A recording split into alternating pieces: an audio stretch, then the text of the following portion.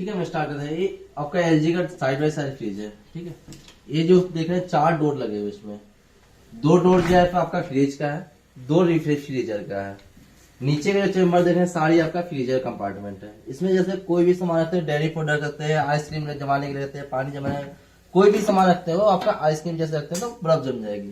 तो हमें चलो क्यूब्स जमाना है, तो इस वाले बॉक्स एडिशनल एक बॉक्स दिया गया है जो कि क्यूब्स जमाने की बॉक्स है।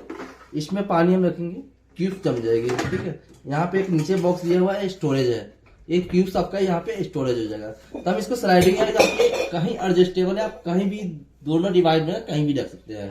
ठीक है, तो सपोज मैं इसमें रखता हूँ। ठीक है, कभी हमें शेल्फ को सफाई करना है, फ्रीजर वाले जो रैक है गंदे हो जाते हैं, डस्ट हो जाता है, तो इसको निकाल के साफ करना है। तो ये लॉक में लगे होते हैं, लॉक से हल्का सा टील करना है, आगे तरफ उठ जाएगा। फिर आपको पीछे का आराम से स्लाइडिंग करके इस तरीके से इसको लगा देना है। सारी सेल्फ इसी तरीके से जैसे आगे लॉक पे फंस गया तो हमें निकालना तो निकलेगा नहीं, हम ज्यादा कोशिश करेंगे ब्रेकेज के चांस हो सकती है। तो हमें क्या करना है, इसको आगे से स्लाइड करना है, हल्का से उठाए और हम अपने आगे की तरफ मूव कर लिए। फिर हमें क्लीन करके जैसे जो भी करना है क्लीनिंग करके फिर हमें एज इट रख देना है। ठीक है, फ्रीजर में 2 चीज का यूज ध्यान रखना है, इसमें कांच के बर्तन कोई भी नहीं यूज करना है और स्टील अवॉइड करना है, ना के मात्रा में यूज करो, जब जरूरत हो तभी यूज करा करो। इसमें यूज करना आपका प्लास्टिक और एल्युमिनियम के बर्तन यूज करना, जो भी आप फ्रीजर में यूज करें। फ्रिज में आप कोई भी सामान, कोई भी मेटल के सामान आप यूज कर सकते हैं। ठीक है, दूसरी चीज जो आपने सामने देख रहे हैं, एयर होल्स के होल्स बना हुआ है, डिजाइन किया गया कंपनी क्या कि एयर होल्स वेंटिलेशन वहीं से पास होता है। ठीक है, तो एयर होल्स के जो वेंटिलेशन है उसको प्रॉपर को ब्लॉक नहीं करना है। कोई भी पन्नी के पैकेट से सब्जी या कोई भी सामान रखते हैं उसको ब्लॉकेज नहीं होती, पूरा ओपन होना चाहिए। ठीक है, हम इस डोर को लगा देते हैं। अब हम आते हैं फ्रीज कंपार्टमेंट पे। ये सारी देख रहे हैं, इसमें 3 रैक दिया गया है, आप कहीं भी सामान, कोई भी सामान कहीं भी आप स्टोर कर सकते हैं जो कूलिंग रिक्वायरमेंट होता है।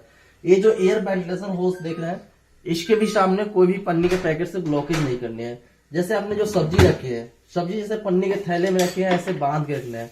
तो नमी वाला आइटम, रॉ मटेरियल जैसे आइटम हो गया, तोरी हो गया, घिया हो गया, टमाटर हो गया, जो नमी वाला आइटम है कोशिश करो उनको बॉक्स के अंदर रखने। और सपोज उसके पन्नी को गठरी बांध के न रखना, ओपन रखना, या सब्जी रखने के लिए नेट बैग आता है वो हमें यूज करना है केयर करने के लिए। ठीक है, तो ये भी बॉक्स जैसे नीचे बताया सेम उसी तरीके से आगे से उठाएंगे, कील करेंगे, ये आगे बाहर आ जाता है और हमें लगा देना है। ये सेल्फ को साफ करना है, हल्का पीछे से टील आगे उठाएंगे, आगे खींच लेंगे, आराम से इजीली आ जाएगा। ये सारी जो है आपका टफन ग्लास है, ये माइनस में जैसे ठंडा एकदम चिल टेम्परेचर में तो एकदम से निकाल के हमें क्लीन कर, एकदम से पानी नहीं डालना है, थोड़ा सा रोकना है, नॉर्मल टेम्परेचर पे आ जाए, फिर इसमें आपको पानी डाल के वॉश करना है। ठीक है, बाकी इसकी सारी रैक है जिसमें बोतल रखना चाहते हैं, जो भी सामान आप केयर करना चाहते हैं आप कर सकते हैं। ये जो आप देख रहे हैं लाइनिंग, ये डोर कूलिंग का लाइनिंग होता है। यहाँ से एक रिटर्न डक्ट दिया गया है एयर पासिंग के लिए, तो यहाँ से भी हवा आती है, जो डोर में आप सामान रखते हैं तो हमारी सेफ रहने के लिए यहाँ पे दिया गया हुआ है। ठीक है, अब हम आते हैं इसके डिस्प्ले टेम्परेचर सेटिंग पे।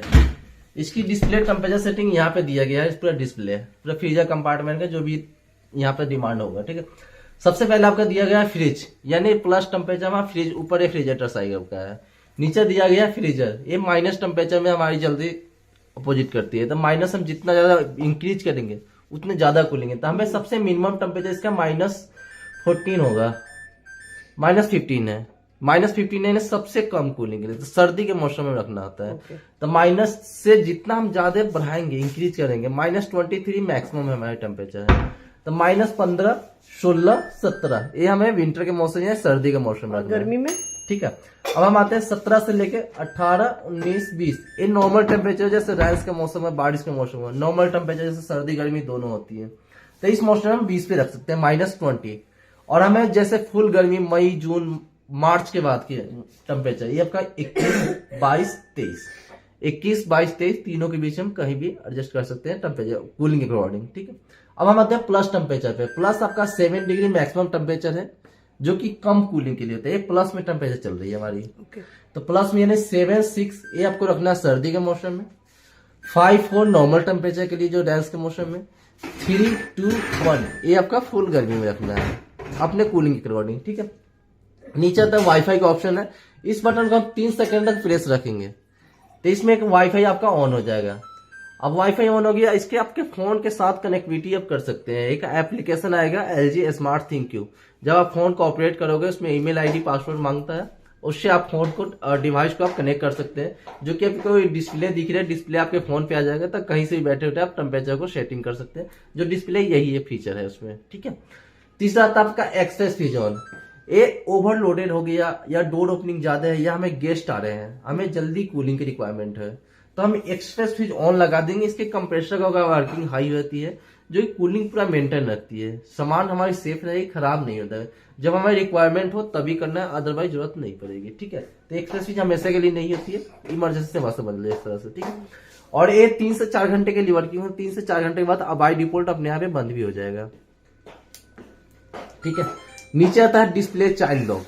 इसको जैसे बच्चे ने छेड़ देते हैं लॉक को, तो इस बटन को हम 3 सेकंड दबा के रखेंगे तो डिस्प्ले हमारी लॉक हो जाता है। फ्रिज लॉक नहीं होगा, डिस्प्ले लॉक होगी, क्या कि हमें बच्चे कोई छेड़ दे, टेम्परेचर सेटिंग ना बिगाड़ दे, तो फिर ये लॉक हो गया। फिर इसको हटाना है, 3 सेकंड दबा के रखेंगे तो ये हमारी हट जाएगी, ठीक है। तो ये हमारी डिस्प्ले अभी के मौसम में, हम जैसे विंटर का मौसम है तो ज्यादा ठंडी में नहीं है, तो -19 और इधर 4 नंबर पे इस मौसम पे रखना है। अगर और कूलिंग की रिक्वायरमेंट हो तो अपने हिसाब से बताई दी, टेम्परेचर सेटिंग इंक्रीज करेंगे माइनस में बढ़ेगी, इसको डाउन करेंगे बढ़ेगी कूलिंग, ठीक है। तो इसके हिसाब से रखना है। एक इसमें ना ये था ना, इन्होंने इसका भी बताया था कि जब आप कंप्लेंट करते हो तो इसका कुछ था, एक डायग्नोस्टिक सिस्टम दिया गया है इसमें। जैसे फ्रिज में आपकी कोई इलेक्ट्रॉनिक्स पार्ट से लेके सेटिंग में कोई दिक्कत ऐसा आ जाती है, तो यहाँ पे ना एक म्यूजिक सी साउंड आएगी इसमें, डीनी नीनी ऐसे का एक साउंड आएगा, डायग्नोस्टिक सिस्टम होता है। तो जब हमारे कॉल सेंटर का फोन करेंगे तो हमारे इलेक्ट्रॉनिक्स डिपार्ट से होते हैं वहां पे, तो वो आपको बोलेंगे साउंड नॉइज को हमें सुनाओ, तो आप फोन को यहाँ रख के सुनाओगे तो रिडेक्ट करके बता तो ये देंगे। बजेगी कैसे?